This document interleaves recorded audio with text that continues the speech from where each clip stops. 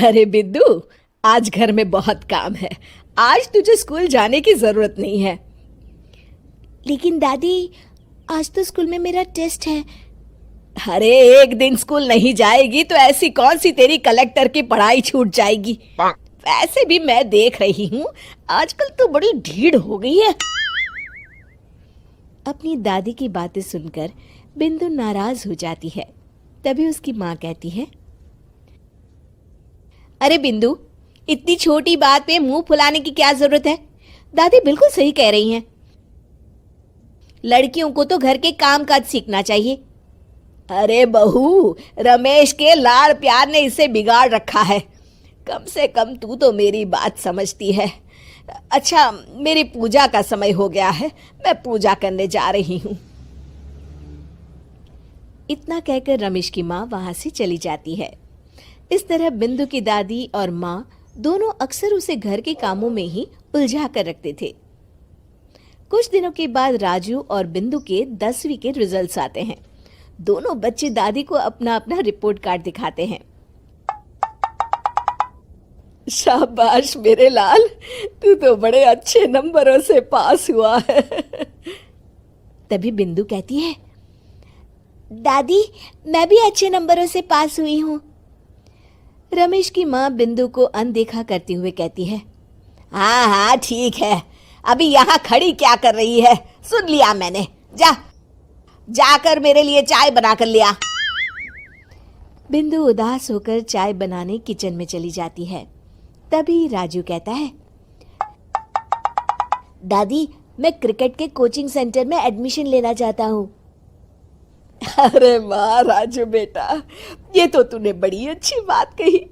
तू कल ही अपना एडमिशन करा ले, जितनी भी फीस होगी मैं दे दूंगी। अरे एक दिन मेरा पोता विराट कोहली बनेगा। इस तरह अक्सर रमेश की माँ अपनी पोती बिंदु के साथ दुर्व्यवहार करती थी। कुछ दिनों के बाद रमेश की माँ और उसकी पत्नी दोनों सास बहू मिलकर राजू का एडमिशन अच्छे स्कूल में करवा देते हैं, लेकिन बिंदु का एडमिशन नहीं करवाते। इस बात से नाराज होकर बिंदु अपनी दादी से कहती है, लेकिन दादी मुझे भी आगे की पढ़ाई करनी है। अरे क्या करेगी आगे की पढ़ाई लिखाई करके, हैं? आज से ये पढ़ाई का भूत अपने दिमाग से उतार दे। इतना कहकर रमेश की माँ वहां से चली जाती है। उस दिन के बाद से बिंदु की पढ़ाई हमेशा के लिए छूट जाती है और उसकी दादी उससे घर के सारे काम करवाना शुरू कर देती है। इस तरह उसका सारा दिन घर के कामों में ही बीत जाता था। कुछ दिन बीत जाते हैं और एक दिन रमेश छुट्टियों पर घर आता है। बिंदु को घर के काम करते हुए देख उससे कहता है, अरे बिंदु बेटा, तुम स्कूल नहीं गई? पिताजी, दादी ने मेरा एडमिशन कराने से मना कर दिया है। वे कहती हैं घर पे रहकर घर के काम करना सीख। अपनी माँ का ये बर्ताव देख रमेश को बहुत गुस्सा आता है और वो अपनी माँ से कहता है, माँ ये तुमने क्या किया? आगे की पढ़ाई के लिए स्कूल में बिंदु का एडमिशन क्यों नहीं करवाया? अरे बेटा, लड़की जात है, ज्यादा पढ़ लिख कर क्या करेगी? वैसे भी शादी के बाद तो इसे घर के ही काम करने हैं ना। तुम किस जमाने में जी रही हो माँ? अगर कल्पना चावला के घर वाले भी तुम्हारी सोच के होते तो क्या वो पूरी दुनिया में हिंदुस्तान का नाम रोशन कर पाती?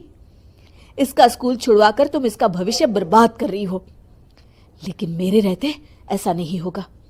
बिंदु बेटा, कल ही तुम्हारा एक अच्छे स्कूल में एडमिशन करा दूंगा। तुम जितना चाहे उतना पढ़ो। मेरे होते हुए तुम्हें किसी बात की चिंता करने की जरूरत नहीं है। अपने पिता से हौसला पाकर बिंदु खुश हो जाती है और कहती है, जी पापा, मैं खूब मन लगाकर पढ़ाई करूंगी और बड़ी होकर डॉक्टर बनूंगी। ये हुई ना बात, शाबाश मेरी बेटी। शिक्षा, लड़का हो या लड़की, हमें दोनों को आगे बढ़ने का मौका देना चाहिए।